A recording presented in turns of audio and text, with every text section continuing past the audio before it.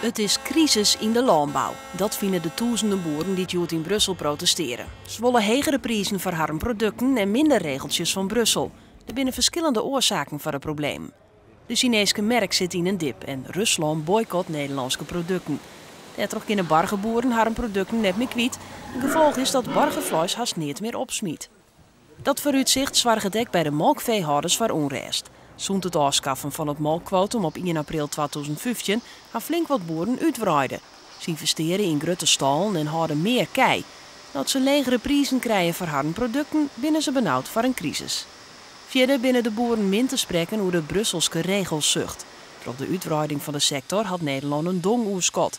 De nieuwe fosfaatwet leidt de productie van dong nou onban. De boeren vinden deze behandelings net eerlijk, als verhoren Europese landen juist minder strenge regels gelden.